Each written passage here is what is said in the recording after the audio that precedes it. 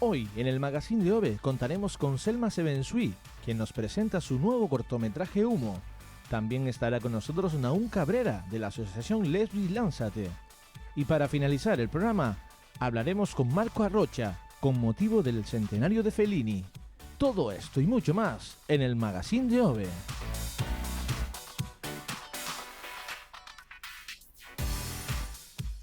Bienvenidos un día más al Magazine de OVE, quien les habla aquí en Biosfera Televisión. Hoy, miércoles, día 5 de febrero, comenzamos hablando de cine. Hoy vamos a tener mucho cine en el programa. Estoy encantada de que me acompañe esta mañana Selma Sebensui, muchos de ustedes ya lo conocen, diseñador de luces, director artístico en esto del cine. ¿Qué tal estás, Selma? Hola Rosa, buenos días. Pues muy bien, un poquito nervioso porque estrenamos el viernes. Exactamente, bueno, se encuentra esta mañana aquí porque con motivo de la presentación de un nuevo corto, en esta ocasión se llama Humo, el viernes en Marina Lanzarote a partir de las 8:30, ¿no? Exactamente, a las 8:30 hemos citado a la gente allí para proyectarlo y que la gente lo disfrute. Es libre, esta vez va a ser para todo el público, o sea que cualquiera que nos vea ahora mismo aquí en la televisión está invitado a poder ir a Se puede disfrutarlo. acercar.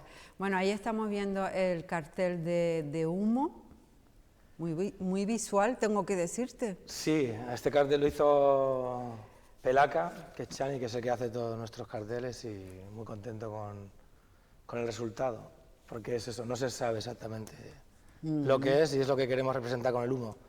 Bueno, yo acabo de leerte en tu perfil de Facebook, el humo crea una atmósfera de incertidumbre que no te deja ver la realidad y en la que se hace difícil reconocer los lugares y los sentimientos. A veces nuestra vida se vuelve humo. Esto nos da un poco de pie a lo que... Da un poco de pie, pero esta historia es muy metafórica, entonces yo creo que la gente lo puede interpretar cada uno de una manera. Pero al final siempre hay un humo que es lo que no te deja ver, no hay claridad, se convierte más denso, menos, parece que lo tienes claro, parece que no. ¿Qué es lo que hace el humo? Entonces dentro de eso pues jugaremos con los 6 personajes y diremos qué es lo que ocurre. ¿Te parece que veamos el tráiler de Humo para hacernos una idea? Vamos a visionarlo.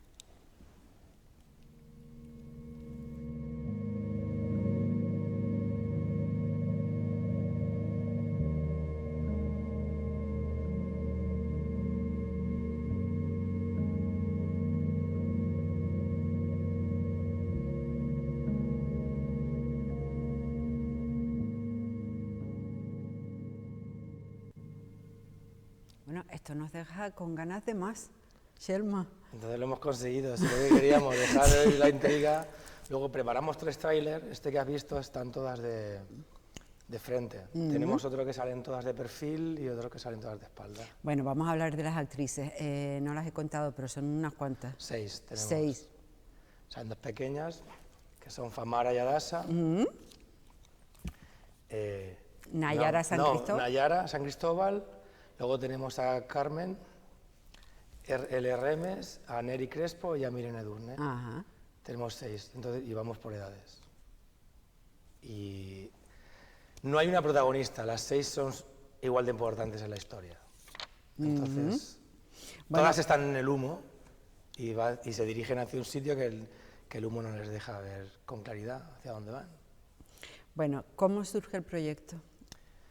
Pues el proyecto ya es algo que teníamos en mente hace 3 o 4 años. Lo que pasa es que nos metimos con el de Abrazo el anterior, realizamos aquel con el crowdfunding y después ya del parón y de mandarlo, pues cogimos esta idea, que era más cortita, es un metraje de 4 minutos y medio, es más corto, y entonces eso pudimos hacerlo con menos recursos y menos tiempo. Y nos decidimos y nos enfocamos en él, entonces empecé a contactar con todo el mundo y pues todos nos dijeron que sí y una vez dicen que sí ya no hay vuelta atrás, todos para adelante. Selma, ¿y por qué eliges este tipo de situación que nos quieres hacer ver con humo? Pues si te digo la verdad no lo sé. ¿Cómo te llegan las ideas? ¿Cómo surgen? Las ideas surgen como muy de negro en la oscuridad. Muchas ideas, ¿Sí? mucha inspiración viene cuando estás en casa, con una luz muy tenue, y estás así. Y sobre todo cuando escucho música. Y además siempre acaban los cortometrajes gracias a la música, porque realmente es la fuente de inspiración. La música y la literatura es lo que más te lleva. Pero a mí en este sentido, la música es que te cierra los ojos y te lleva hacia 1000 lugares al final, y esos lugares se convierten en imágenes y es la chispa que te da la idea. Bueno, y la creatividad que tienes ya de por sí innata. No, a veces no te creas, cuesta a A veces. veces falla, A ¿sí? veces. Es que no sabes cuándo llega, ¿sabes? Intentas planificar, pero luego el destello, ese flash, te surge. Bueno, Surge después de estar dándole muchas vueltas a la cabeza también, pero no sabes cuándo te llega a veces. Pero cuando te llegas dices, ostras, aquí está. ahí está, así es la historia. Me acabas de nombrar hace un ratito a las actrices, hay también un actor, ¿no? Tenemos un actor, Bonfilio, que también está ahí dentro del humo, en todo este espacio. Y son los 7 actores, como te digo, realmente no hay un protagonista, los 7 son importantes y los 7 estarán integrados. Es el conjunto, el total del cortometraje te da la idea y te cuenta la historia, pero no hay un personaje principal. Bueno, cuéntanos, ¿dónde rodaron y el resto de equipo? Pues mira, lo rodamos con la colaboración del Ayuntamiento de Tías, nos dejaron el teatro. Entonces necesitamos una caja negra para controlar la luz, el humo, y en este espacio lo rodamos todo. Entonces luego, pues Tomás Esaú está a cogestionar, lleva la producción, tuve a Carmen San Cristóbal de ayudante de script, a Emma Pérez Guión, que también fue actriz, también me ayudó a la producción, luego Antonio Jorge Toledo, que es TENIC, que también me ayuda a controlar los humos, Efectos Lumi nos puso la máquina de humo bajo, Tecnoson nos puso las otras máquinas de humo, los focos que nos faltaban, Jaivisión me dejó los bastidores. En sonido creo que estuviste también. El sonido realmente lo hicimos todo en más producción. Se compuso la banda sonora, esta vez la compuso Jonay Armas, que es del grupo Íntima, y lo grabamos en los estudios Néctar con Anne Fernández, igual, porque son los mejores estudios que hay. Eso te iba a decir, que lo mejor de lo mejor, tú es que te rodeas de lo mejor de lo mejor. Sí, es que tengo suerte de que todos quieran colaborar, muy bien, jo, qué suerte, qué bien. Y bueno, no sé si me queda algo, Mercedes fue maquilladora, Mercedes Ardius, y yo creo que no tengo así a nadie, de lo que es la grabación, no me dejó nadie el tintero. Ya te digo, hicimos un equipo reducido, lo planificamos, un día lo ensayamos y estuvimos al día siguiente, nos estuvimos casi un día entero, nos estuvimos 18 horas casi grabando, pero por las necesidades necesitábamos hacer todo en un día y lo conseguimos al final. Muy bien. ¿Por qué, qué tal la experiencia del rodaje? 18 horas, yo no sé si en algún momento se pierden los nervios o no se pierden los nervios, o cómo resulta. Los nervios esta vez no los perdimos, pero el problema que teníamos era controlar el humo, realmente. Entonces ese es el problema. Y luego la máquina de humo bajo no funcionaba bien y al principio suspendimos la grabación, luego conseguimos arreglarla. Luego se paró otra vez, pero conseguimos grabar todos los planos. Y luego igual cuando se contaminaba toda la sala de humo teníamos que abrir, ventilar, venga, volvamos a grabar. Oye, el trabajo de los actores hay que... Siscu, Ruth me preparó, Sí. trabajó en la expresión corporal también.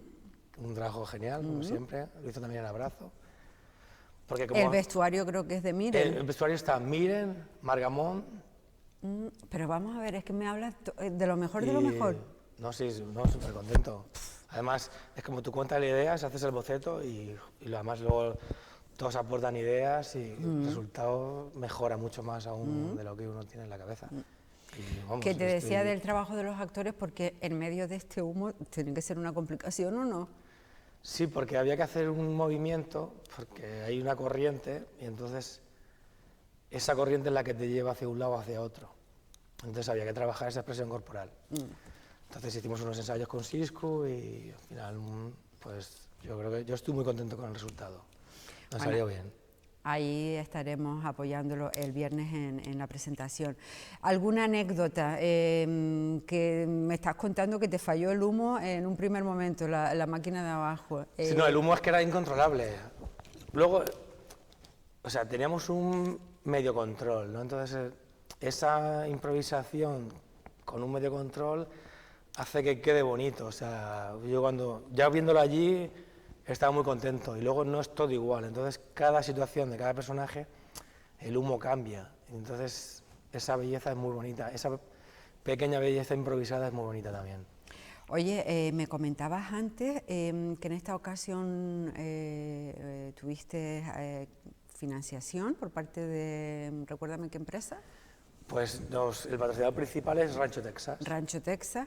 Dejas de lado el micromecenazgo de Abrazo, que lograste también... No, la verdad es que eso fue un exitazo, porque lo financiamos todo con el mecenazgo, pero como que necesitamos también aportar algo a esos mecenas sin también otra vez pedirles dinero. Entonces, siempre estamos buscando cómo buscar financiación, ¿no? Y de diferentes maneras para no siempre agotar la misma. Entonces, Estamos viendo... Este es el de Abrazo. Abrazos al lado, sí. Abrazos que también te ha dado muchas alegrías. Bueno, ¿cuántos festivales? 7 me comentabas antes. Pues estuvo seleccionado en 7, tuvimos 2 menciones especiales y un premio, entonces, pues muy contento. Claro. Porque además fue el pie, porque al final haces cortometrajes y lo que interesa es que la gente también los vea, ¿no? Porque el fin de hacer un cortometraje es que los vea. Y a mí el hecho de contar historias entre 5, 10, 12 minutos, o sea, me encanta, ¿sabes? No sé, hay mucho juego ahí. Oye, ¿y contar una historia de 90 minutos? Aún no. No, todavía no. La gente me lo dice, pero no tengo ideas. Tengo bocetos, pero no. Y eso sí que es una aventura muy, muy, muy grande. Yo creo que igual algún día, pero de momento aún... Todo se andará. Vamos a seguir con el cortometraje, que de momento a mí me gusta mucho. Pero te gusta el tema del cortometraje. Yo no sé si prefieres dirigir un corto o diseñar el espectáculo, las luces de un espectáculo como el que vimos el fin de semana, La ramita de hierbabuena. La ramita de hierbabuena. Es que es distinto, no sé, las dos cosas son apasionantes, ¿no? Lo que pasa es que cuando diseño espectáculos, pues ya no tengo yo todo el poder, ¿no? Como aquel que dice, cuando eres el director, claro, ya es tu visión, es como el jefe, ¿no? Entonces decides más, pero bueno, diseñar iluminación es muy bonito también porque tienes que hacer visible las ideas que tiene, en este caso la Carmen San Cristóbal, la directora. Sí. Y creo que quedamos muy contentos con el resultado. Bueno, ahí estáis viendo las imágenes. El estreno fue el sábado. El sábado, sí. En el Teatro Insular. Además, un teatro que tiene medios para poder hacer esto perfectamente. Quedó muy chulo. O sea, que no te quedarías con ninguna de las dos cosas, de momento... Me gustan las dos. Lo que pasa es que hay que reconocer que el cine es más arte y más cariño, porque realmente el cine no me da dinero, por decir, no es muy arte, pero bueno, es algo muy íntimo que me gusta hacer. Entonces, mientras podamos buscar dinero para hacer posible eso, el fin realmente no es el ganar dinero. O sea, realmente poder vivir, mi profesión de la que vivo es ser iluminador y diseñador de luces y claro, vídeo, vamos. Pero para hacer realidad esas cosas que te gustan también necesitas... Claro, sí. No, pero, que no te cueste por lo menos, ¿no? Yo a veces también lo veo como I+D, ¿no? Porque el cine me deja investigar y hacer cosas que luego las puedo aplicar también en mi trabajo. Entonces todo está, al final, todo está unido.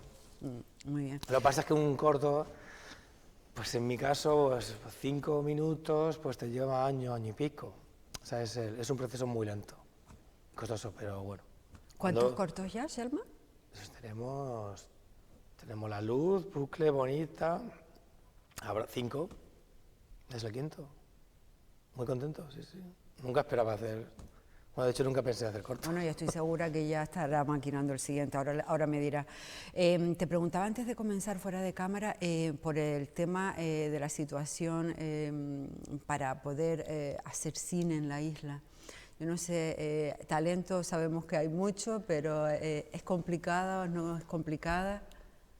Es complicado, pero al final también depende cómo uno se lo quiera complicar, porque yo hablo por mí, los demás casos, no sé. Todo empezó como un juego que tenía una idea cuando hicimos La Luz y ahí tuve suerte que todos mis amigos de profesión, por así decir, o gente que conocía muy poco, se involucró y fue un proyecto que fue la leche, ¿no? Poder realizarlo. Pero llega un punto ya que tienes que hacer cosas y tienes que buscar la manera de que... Porque al final la gente en nuestro campo piensa también que no hacemos nada, que nos divertimos, que no es trabajo. Y yo muchas horas y mucha formación. Hombre, claro. Sí, no, pero tú sabes que gente que no sabe, estos se hacen ahí, no hacen nada. Las cosas no salen de la Tenía nada. mucho trabajo, entonces también pues había que buscar una manera de poder pagar los cachés de la gente porque al final están trabajando para ti. Entonces, claro, el primero fue que te ayudan, no sé qué, venga, pues dices, bueno, voy a hacer otro. Y, ostras, pues voy a buscar financiación, pues no la encuentro, pues oye, existe un crowdfunding, pues venga, vamos a tener un crowdfunding. Luego resulta que la gente te ayuda y colabora. Entonces eso pues ahora te lleva, ahora pues mira, tampoco puedes estar siempre así, pues ahora he conseguido un patrocinador privado. Pues este. Ahora el siguiente paso tenemos ahí otras ideas que Saúl y yo estamos tramando, a ver si podemos llegar a las salas de cine. Pues entonces, pasito a pasito y poco a poco, pues yo creo que conseguimos poder hacer lo que tenemos en mente. Porque el cortometraje final es, o sea, luego no puedes vender el producto, por así decir, no me lo, igual llegamos a alguna tele, ojalá, igual que si alguna aquí no se escucha y te lo puedo comprar, encantado, porque al final es buscar que sea viable y conseguir alguna financiación para poder hacer el proyecto. Bueno, el interés, las ganas y el talento lo tienen, después ya todo va llegando poco a poco, pero sí que entiendo que desde aquí es todo más Pero yo complicado. creo que desde que empecé así con esta historia, porque ya te digo, yo nunca me imaginé que iba a hacer un corto. Y te surge la idea, y que te gusta, te engancha, y vamos ya por el cuarto y hemos conseguido pues financiación de varios modos, entonces yo creo que esos son los pasos a seguir. Pues hemos llegado a festivales, seguiremos trabajando ahora en la distribución, porque muchas veces también el hacerlo puede ser fácil, pero el distribuirlo y llegar a más público es lo complicado. Luego ahora entonces si estás mandando a festivales no lo puedes tener en internet, ¿sabes? Entonces eso a lo mejor te priva, te tarda 2 años en que lleguen a las redes.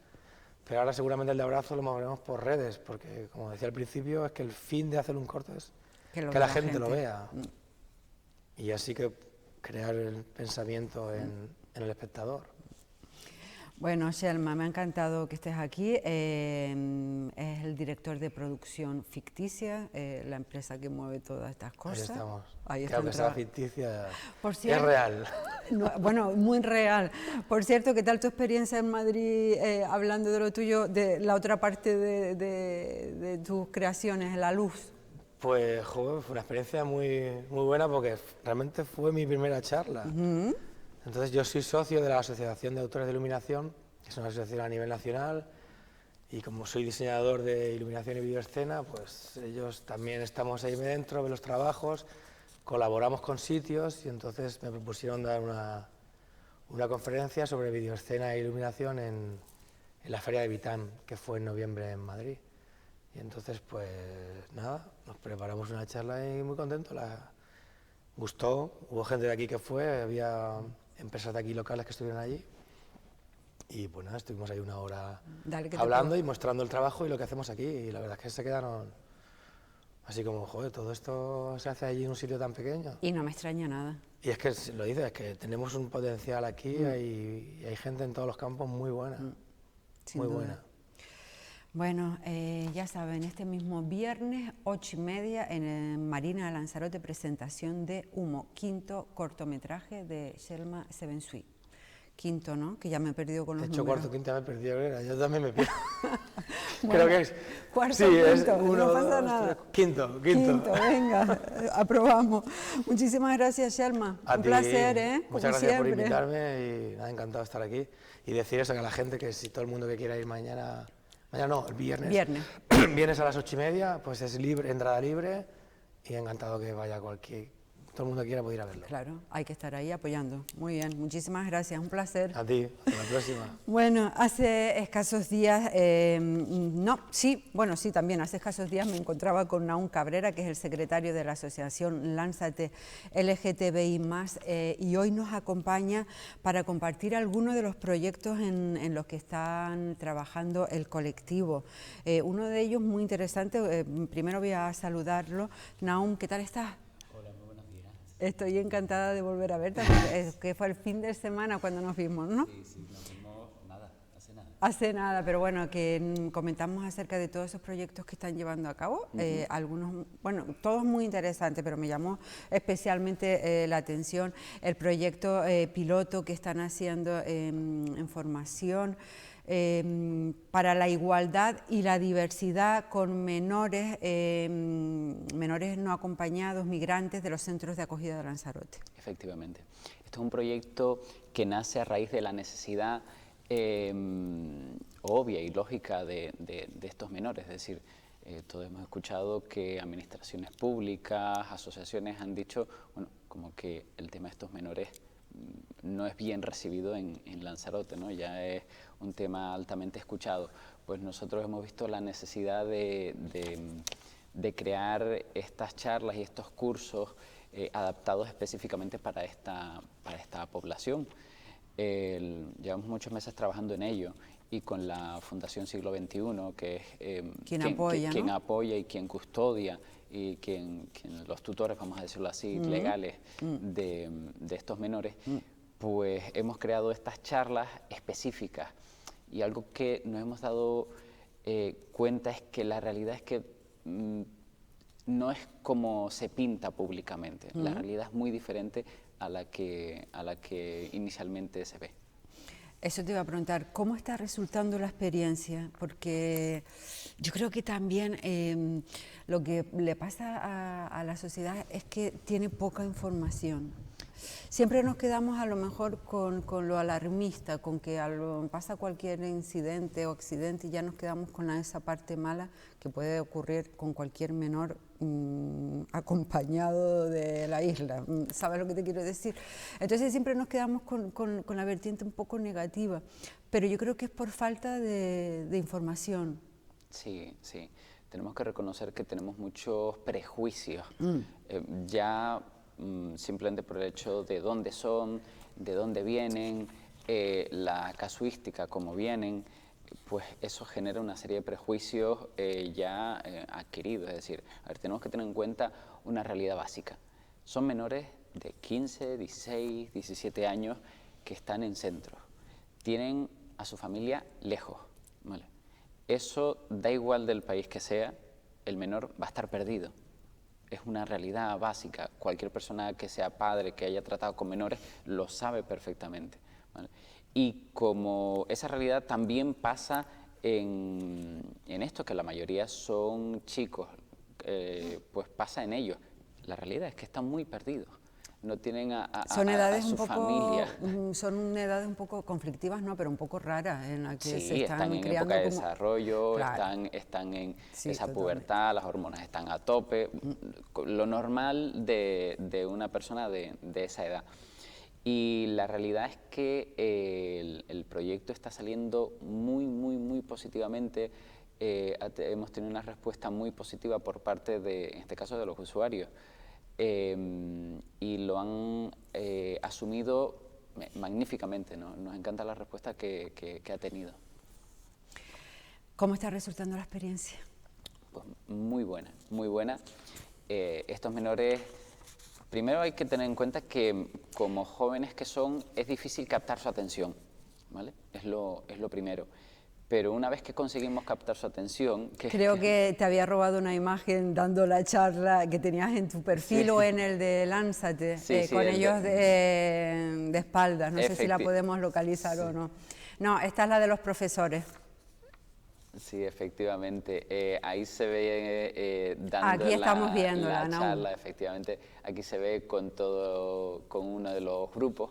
Dando una de las charlas, y la verdad es que en esa foto se ve bastante atento, y es la realidad, es que están muy atentos. Estoy muy interesada por eso, por saber cómo vives la experiencia. A ver, también yo no sé, ¿tú crees que de dónde vienen, saben pues todas las diferentes realidades que existen? Directamente en sus zonas de origen, las realidades, la diversidad, sí, la igualdad, es un tabú. Exactamente. Directamente es que no se habla. Ya no es que se diga una cosa, no se habla, ¿vale? Y un menor sin formación, pues es una bomba de relojería. Es así. Entonces, lo que hacemos es dar esa formación, dar esa información.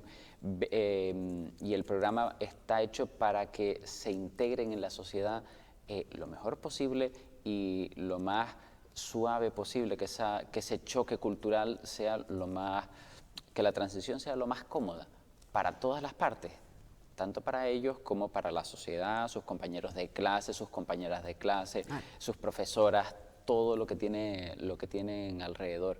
Y eso es en lo que está centrado. Hay líneas, se marcan muchas líneas rojas, ¿vale? Se le da desde una manera didáctica, divertida, ¿vale? Que es la única forma de captar su atención, pero se le meten muchas líneas rojas que no tienen que sobrepasar, que no tienen que hacer, que sí tienen que hacer para ¿Y se muestran sorprendidos con algunos temas? Muchísimo, muchísimo. Eso es una de las cosas para captar la atención, que se ha cogido una serie de líneas que le interesan a todos los adolescentes, ¿vale? Pues tirando de esas líneas es por donde empezamos a meter toda la información, no solo en igualdad y diversidad, ¿vale? Tanto es así que comprenden, empiezan a comprender, porque no es un proceso de un día, una charla, ¿vale? Es un proceso largo. Empiezan a comprender las diferentes realidades. Algo, por ejemplo, que les es muy difícil comprender es el tema de los transexuales, ¿vale? Pero es una realidad y lo van captando, lo van cogiendo y sobre todo, lo van respetando esas realidades. Qué gran labor. ¿Y por qué consideraron oportuno desde Lánzate trabajar en este proyecto, Nahum? ¿Cómo surge? Claro, esto salió como un proyecto piloto, no tiene ninguna vía de financiación, es directamente con la Fundación y nosotros, porque creemos que es una necesidad social que no se está abordando. Y como cualquier necesidad social que no se aborda, tenemos que estar ahí detrás y tenemos que respaldar. Y con nuestro servicio que tenemos de atención de línea arcoíris, ¿vale? Que es el servicio de atención integral para personas LGTB en Lanzarote, pues habíamos visto que se generaba, por ahí nos llegaba información de que habían algún conflicto con personas de este estilo. Entonces lo mejor es ir al origen del conflicto, ¿vale? Ir al origen y cambiar la forma de ver las cosas y sobre todo, además, no solo cambiar la forma de ver las cosas, sino ayudar a la integración, hacer que no estén aquí transitoriamente, sino que se puedan adaptar. Y la realidad de prácticamente todos esos menores lo único que buscan es buscarse la vida. No buscan robar, no buscan hacer las barbaridades que se les han dicho, lo único que quieren es buscarse la vida. Me parece muy interesante. ¿Están trabajando con algunos centros o con todos? Y sobre todo, ¿son charlas de un día y se acaba o van visitándolos a menudo? Son varias charlas, dependiendo de la evolución del grupo. Inicialmente se ha hecho con unos centros del sur de Lanzarote. Ya está planificado para el resto de centros de la isla, ¿vale? Dado los buenos resultados, llevamos trabajando con esto desde finales de noviembre, diciembre, y pues ya a estas alturas pues ya tenemos los primeros resultados y ahora ya lo vamos a extrapolar al resto de centros para intentar normalizar la situación dentro de la isla de Lanzarote. Me gusta muchísimo este proyecto, muchísimo. Otro tema interesante que nos trae Nahum, que es que ayer mismo se registraba la proposición de ley para la protección integral de los trans e intersex en Canarias, con el apoyo además de todos los grupos parlamentarios. Así es, esto es una ley que llevamos trabajando 2 años, es decir, en Canarias estamos trabajando con la ley 8/2014 de transexualidad, que salió también por parte de los colectivos. Cierto es que en aquel entonces, en el 2013-2014, cuando se ejecutó aquella ley, vamos a hablarlo así, era una ley de mínimos. Se planteaba unas cuestiones mínimas para poder avanzar. Ahí estamos viendo exactamente, y de lo que llevamos trabajando en estos años, desde el año 2016, 2017, 2018 y 2019, es en una nueva ley que nos vamos al punto contrario. Es una ley de máximos donde tiene apoyo de las 14 asociaciones canarias que han trabajado en esta ley y de todos los grupos parlamentarios del Parlamento Canario, ¿vale? Esto es algo muy positivo, importante, y que se va a trabajar. ayer justo fue el registro, fue algo súper importante, un momento muy crucial, y lo que va a marcar esta ley, porque son muchos matices, muchos detalles, lo que va a marcar esta ley es un antes y un después en el concepto del avance de Canarias. Va a pasar que Canarias esté en el número 1 en perspectiva social, en leyes sociales. De hecho, pionera a nivel nacional. A nivel nacional y también a nivel mundial. Tiene muchos matices y muchos detalles que no se tratan en ningún sitio. Vale, ahí está. Bueno, decir que se recoge exactamente en la propuesta es un poco complicado de resumir. Sí. Pero...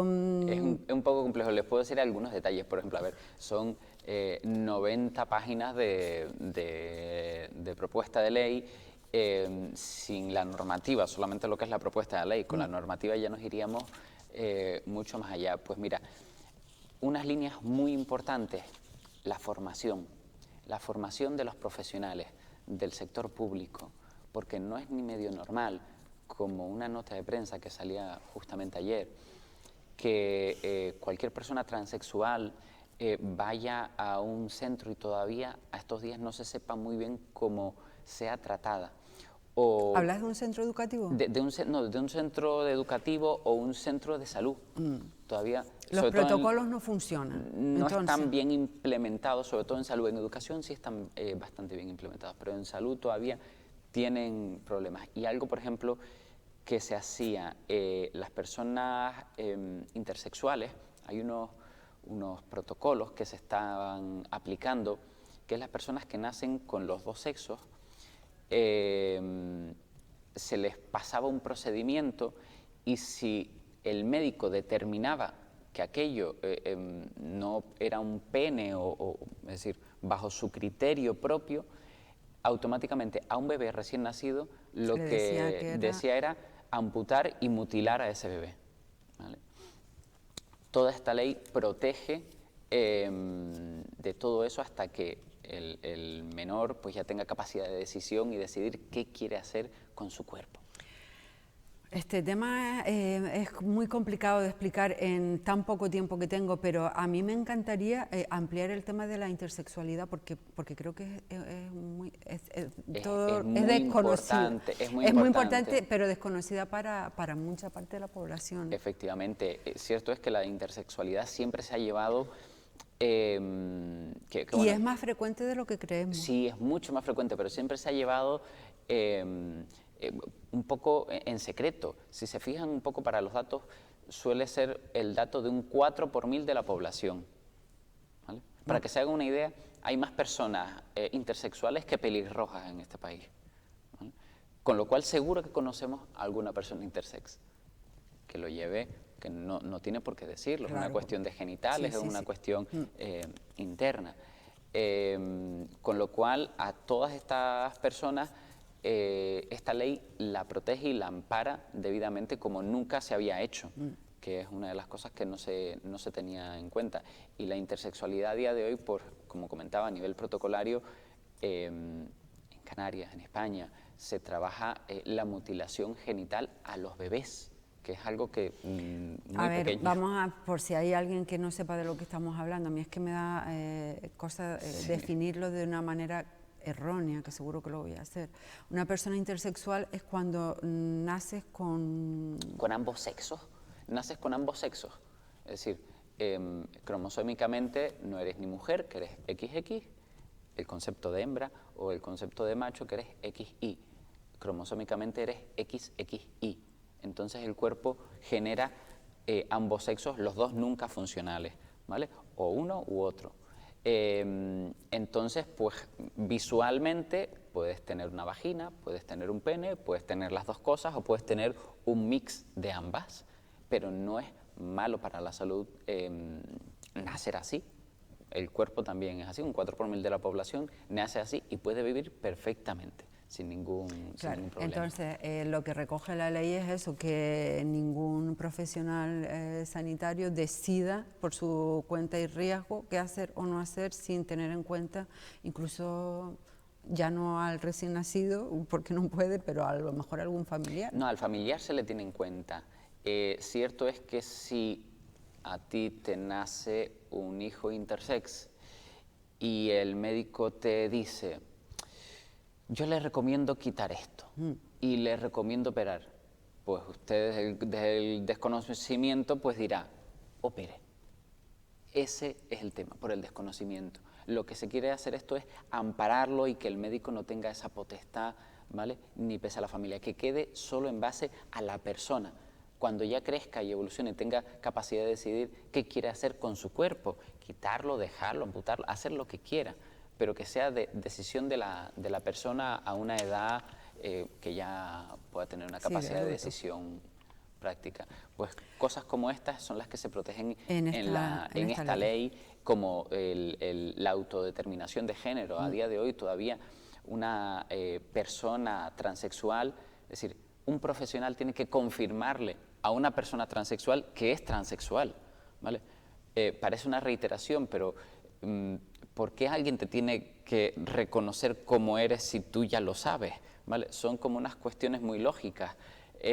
Pues eso se elimina y con esta ley se protege. Es algo de lo que se empieza a hablar desde hace poco y ese es el problema, no es que sea nada novedoso. Esto, no, siempre ha existido. Lo que pasa, claro, lo que pasa es que no se hablaba de ello, entonces por eso está costando tanto, pero yo creo que vamos por buen camino. Sí. El tema de la visibilización, el tema de conseguir la ley y todo esto, claro que quedan, pero se anda por el buen camino, pienso yo, Naumo, por lo menos quiero pensar. Sí, estamos trabajando, para eso estamos siempre con el colectivo, dando charlas, dando formación, darle formación a los profesionales, algo súper importante para que lo puedan transmitir. Justamente tengo aquí apuntado, se me va el tiempo, es que yo te voy a pedir una sección, que tienes que venir tú o quien quiera cada X tiempo para hablarnos de diferentes temas, que creo que nos hace falta todo.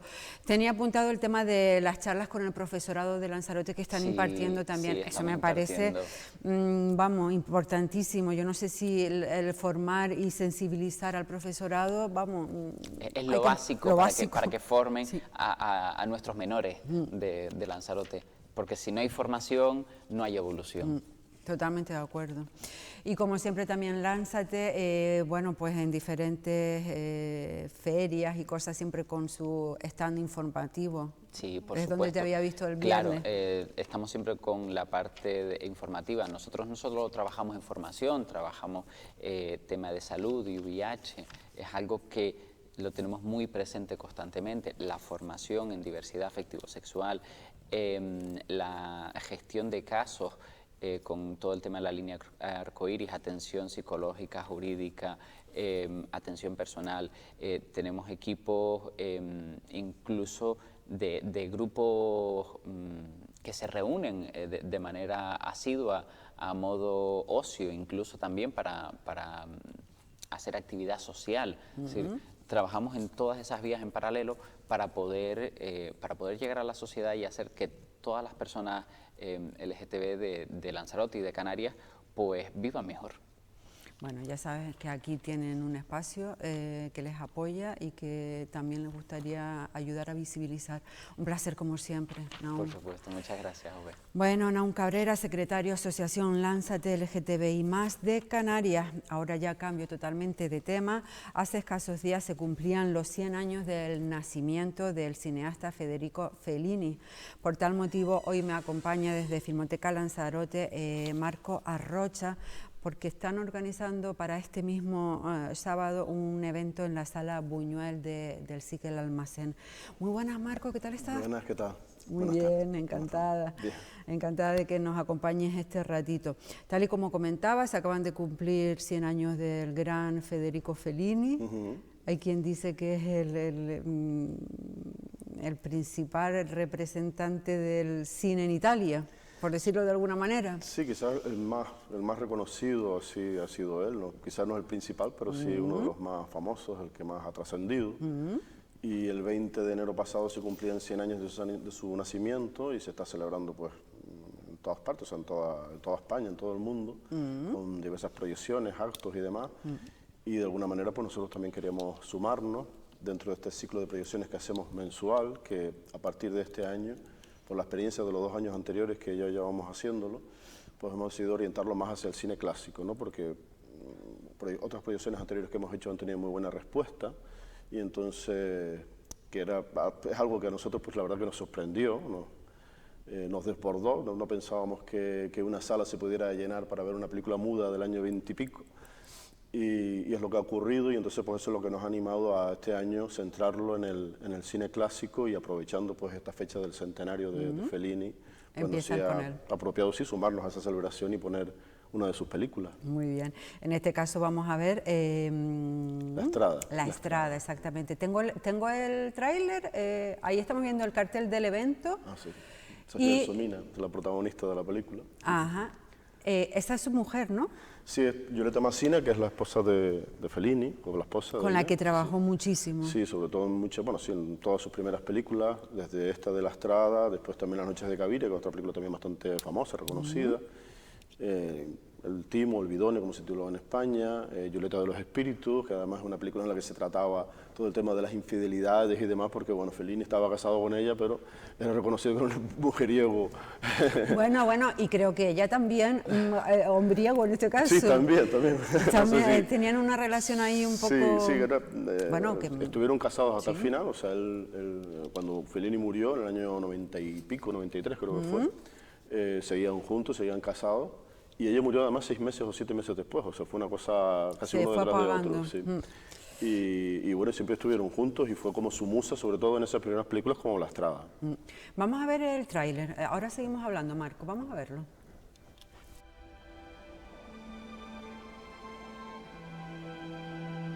Ti porta in giro per il mondo, canti, balli.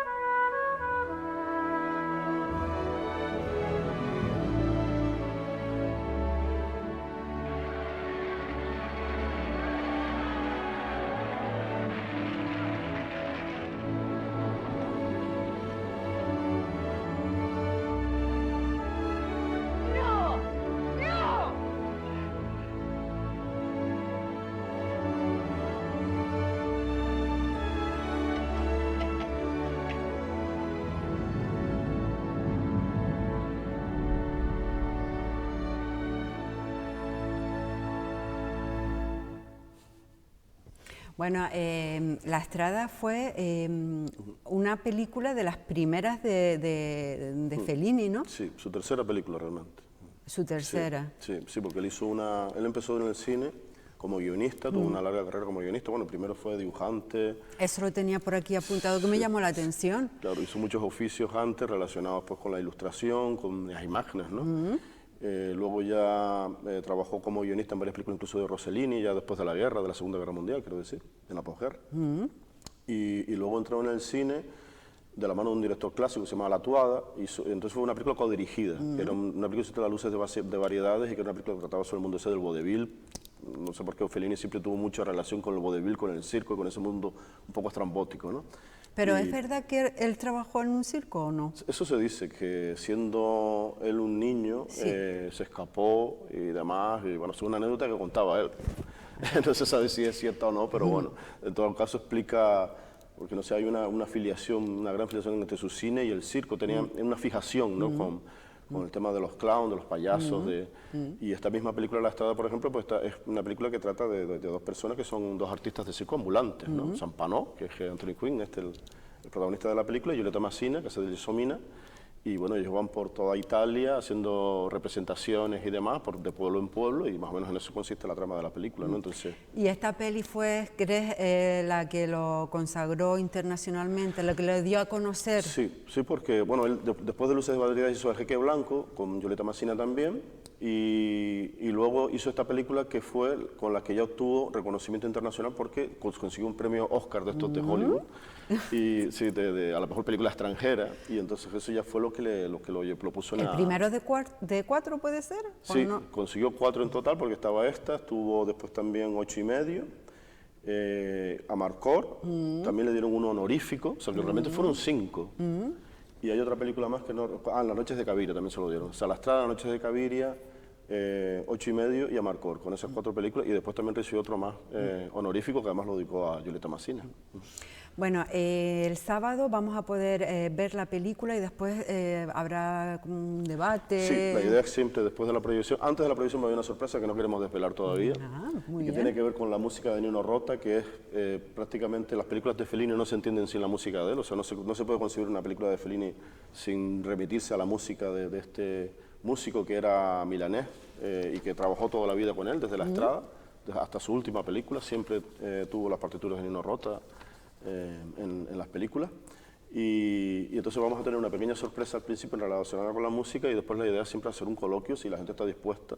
Seguro que sí. Se queda pues para comentar pues anécdotas sobre la película o lo que se les ocurra. Sí, Seguro que sí. La entrada es gratuita, pero yo no sé si hay que recoger invitación, si hay que... ¿Cómo funciona? No previamente, allí mismo, desde una hora antes del inicio de la proyección, pueden pasar por allí y recoger. Eso sí, tenemos que llevar un control porque no podemos dejar que entre más personas de las que caben. Ojalá se desbordara. Por eso lo digo, porque Sí. como el sitio es una salita pequeña... Entonces sí, recoger pues es una pequeña entrada para garantizarse el sitio, la butaca, la localidad, y tener un control también de que no, ojalá que haya más de, caben 117, si van 150 me quedo satisfecho. Bueno, en lo de, ¿cómo se llama? En la anterior que hicieron, ¿fue un llenazo o no? Sí, la Chaplin, por La eso de te digo Chaplin. que me está teniendo una respuesta, entonces nos parecía que era correcto, o sea, que estaría bien centrarse, porque además creo que es necesario, porque el cine clásico, este tipo de películas, como La Estrada y otras, por las de Chaplin, pues prácticamente ya no se ven, en la televisión pública prácticamente no existe, salvo alguna cosa muy especial, en las salas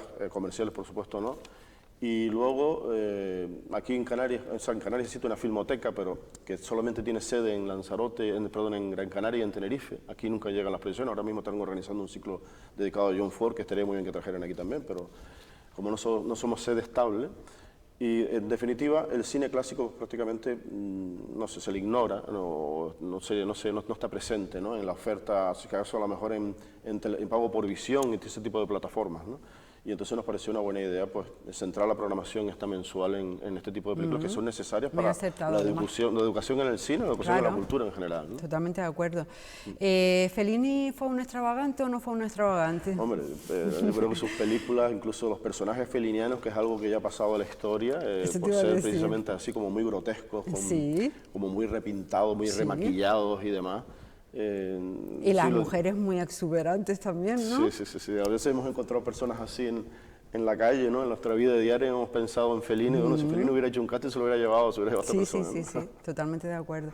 Y yo no sé si ese pasado que me habías comentado que había tenido de dibujante se plasma en las películas por el tema de que puede dar más prioridad al tema imagen que al tema narración. Yo creo que en el caso de él, no, porque también fue un buen guionista, si acaso en esa tendencia al trazo grueso, ¿sí?, al cómic, a la caricatura, ¿no? Digamos, ¿no? A la caricatura quizás, eso sí que ha quedado en su cine, porque es muy propio de él, sobre todo según, quizás no tanto en las primeras películas, pero según fue avanzando en su filmografía y demás, sí se ve que esa tendencia al trazo grueso, a la caricatura, fue pues, una característica de su cine. Pero era un hombre que también diseñaba muy bien sus historias, es decir, no era una persona que desdeñaba una parte para centrarse en otra, no. Además fue guionista de muchos directores importantes y se rodeó también de un equipo de gente como Antonioni, Ennio Faiano, Tunio Pinelli.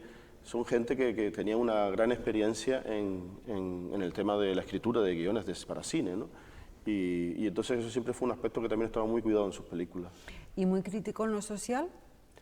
Lo social también, sobre todo, digamos en lo que le tocó a vivir a él en su... Claro, es que es un señor que viene de la posguerra, o sea, vivió la posguerra con todo lo duro que fue esa época en todos los países de Europa y en todo el mundo, ¿no? Entonces, eso necesariamente se reflejó sobre todo en sus primeras películas, pero también se puede decir que Fellini fue como un cineasta de transición, ¿no? De esas primeras películas propias de la posguerra que se llamaron neorrealistas en Italia, que fueron todo un género cinematográfico, y en las que él participó, por ejemplo, con Rossellini, Y luego poco a poco fue derivando, según digo, creo que la sociedad italiana se fue acomodando y fue progresando en esos milagros económicos europeos de los 50, pues ya fue orientándose hacia un tipo de cine que tenía más, que ver más con la comedia o con otro tipo de temáticas que no eran necesariamente tan crudas, ¿no? Y La Strada quizás es una película que a pesar de que está ambientada eso en las calles, La Strada significa la calle, ¿no?, en italiano, y en los campos de Italia de aquella época de la posguerra absolutamente desoladora, ¿no? También es una película que trata de un personaje, el personaje femenino de Massina y Gelsomina, que es una soñadora, que es una persona que parece que está siempre en Babia, que siempre está en otro mundo, no necesariamente apegada a la cruda realidad, ¿no? Y eso mismo es un ejemplo de esa transición que fue experimentando el cine italiano y en concreto el de Fellini, y por eso se lo considera que es una especie de director bisagra, ¿no?, entre el neorrealismo y el cine que vino después en los 50, en los 60 y sucesivos años. O sea que entiendo que tuvo diferentes etapas. Sí. Hoy, de los últimos años, las películas que más me gustan de él son, por ejemplo, Roma o Amarcord, que es donde él de alguna manera volvió a sus orígenes de otra manera, después por los años también que tenía de experiencia, pues también otra ¿Y visión. Dolce Vita? Y la Dolce ¿Que es tan Vita, conocida? Sí, también es otra de las películas que barajábamos. Al final nos decidimos por La Strada porque quizás es una película por la que uno siente un cariño especial, pero La Dolce Vita es una película también con la que él consiguió también mucho reconocimiento, la Palma de Oro en el Festival de Cannes, por ejemplo. Y fue una película que también marcó una época que justamente está ambientada en Roma, en todas esas noches locas de Roma. Sí. Es uno Habla de los la vida. primeros que saca la figura del paparazzi, ¿no? Sí, exactamente, sí, porque había un personaje en la película que se llama Paparazzo y a partir de ahí se creó el oficio, de hacer fotos así en plan freelance y sí, es verdad que esa película dio lugar a ese oficio, ¿no?, podemos decirlo así. Otra cosa que tengo apuntadita por aquí, que tenía curiosidad, Mastroianni trabajó con él muchísimo. Muchísimo, sí. Fue como el alter ego de él, o sea, en muchas películas Mastroianni hacía de él, o sea, muchas películas tienen un tono autobiográfico, una anterior a La Strada se titula Los Inútiles, Vitelloni, tiene un personaje que no es Mastroianni, pero se parece mucho a él, y luego ya a partir de La Dolce Vita, o en 8 y medio sobre todo, que es una película sobre Fellini, sobre un director muy famoso que se ve desbordado y que no sabe qué película hacer a continuación de las que había hecho. Ajá. Y por eso justo se titula 8 y medio, porque era la 9ª película, pero no la consideraba una película completa y entonces la tituló 8 y medio. Y ahí también está Mastroianni, que es prácticamente pues, es un alter ego, es Fellini, pero en la ficción, en esas ficciones que él hizo. Bueno, me ha encantado, Marco, que nos cuentes un poquito acerca del cineasta Fellini. Este sábado hay que estar ahí apoyando el acto. ¿A qué hora era? 8 y media, a partir de las 8 y media, sí. En el almacén.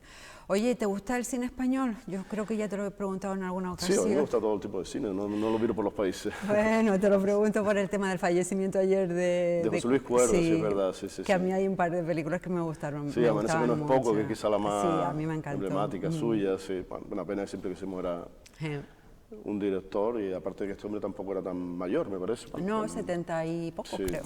Pero bueno, la vida es así. Exactamente. Bueno, un placer, Marco. Muchísimas gracias Muchísimas por gracias a acompañarnos ustedes. y adelantarnos acerca de lo que se va a cocer este sábado en el almacén.